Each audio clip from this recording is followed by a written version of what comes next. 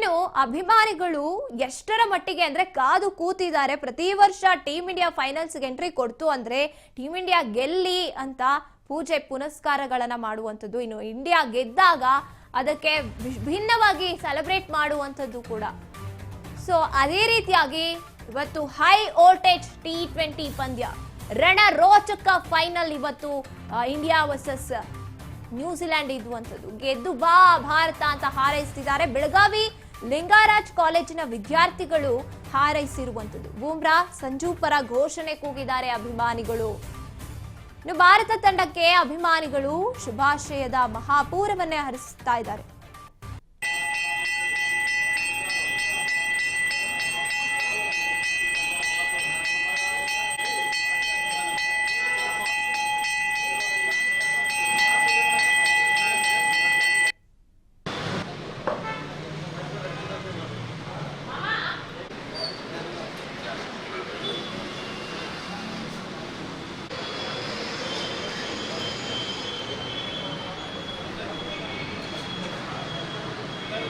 ಭಾರತೀಯ ಆಟಗಾರರಿಗೆ ಜಯವಾಗಲಿ, ಭಾರತೀಯ ತಂಡಕ್ಕೆ ಜಯವಾಗಲಿ, ಭಾರತೀಯ ತಂಡಕ್ಕೆ ಜಯವಾಗಲಿ.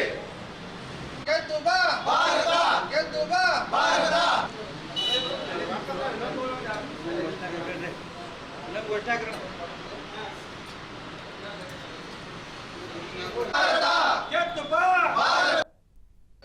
ಭಾರತದ T20 ವಿಶ್ವಕಪ್ ಫೈನಲ್ ಪಂದ್ಯ ಸೆಣಸಾಟವನ್ನು ಮಾಡ್ತಾ ಇದೆ.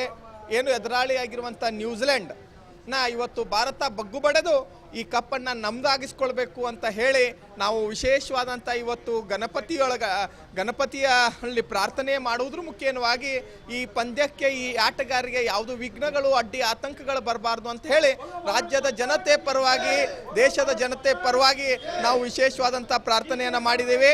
ಸೂರ್ಯಕುಮಾರ್ ಯಾದವ್ ಅವರ ನೇತೃತ್ವದ ತಂಡ ಇವತ್ತು ಅತ್ಯಂತ ಸಂಪೂರ್ಣವಾಗಿ ಬಲಿಷ್ಠ ಆಗಿರೋದ್ರಿಂದ ಈ ಕಪ್ 100ಕ್ಕೆ 100 ನಮ್ಮದೇ ಅಂತಲೇ ಹೇಳಬೇಕಾಗತ್ತೆ. ಹಾಗಾಗಿ ಆ ಎಲ್ಲ ತಂಡದ ಆಟಗಾರರಿಗೆ ಸದಸ್ಯರಿಗೆ ನಾನು ಶುಭಾಶಯಗಳನ್ನು ತಿಳಿಸ್ತಾ ಇಡೀ ದೇಶದ ಜನತೆ ಇವತ್ತು ಭಾರಿ ವಿಶೇಷವಾಗಿ ಈ ಪಂದ್ಯವನ್ನು ವೀಕ್ಷಿಸಲಿಕ್ಕೆ ಬಹಳಷ್ಟು ತಯಾರಿಯನ್ನು ಅಹಮದಾಬಾದಲ್ಲಿ ಫೈನಲ್ ಪಂದ್ಯಾವಳಿ ನಡೀತಾ ಇದೆ. ನಾವು ವಿಶೇಷವಾಗಿ ಇವತ್ತು ಗಣಪತಿಯ ಪೂಜೆಯನ್ನು ಮಾಡಿ ಗೆದ್ದು ಬರಲಿ ಭಾರತ ಅಂತ ಹೇಳಿ ಪೂಜೆಯನ್ನು ಮಾಡಿದ್ದೀವಿ. ಇಡೀ ರಾಜ್ಯವೇ ತಿರುಗು ನೋಡುವಂಥ ಪಂದ್ಯ.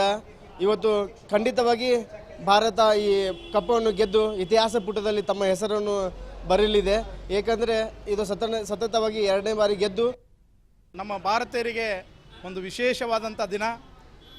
ಏನು ನಮ್ಮ ಇಂಡಿಯಾ ಟೀಮ್ ಫೈನಲ್ ತಲುಪಿ ಇವತ್ತು ಆ ಪಂದ್ಯಾವಳಿಯಲ್ಲಿ ಯಶಸ್ವಿಯನ್ನು ಕಂಡಬೇಕು, ಆ ಪಂದ್ಯಾವಳಿಯಲ್ಲಿ ಕಪ್ಪು ನಮ್ಮದಾಗಿಸ್ಕೊಳ್ಬೇಕಂತೇಳಿ ಇವತ್ತು ನಾವು ಕರ್ನಾಟಕದಿಂದ ಭಾರತದ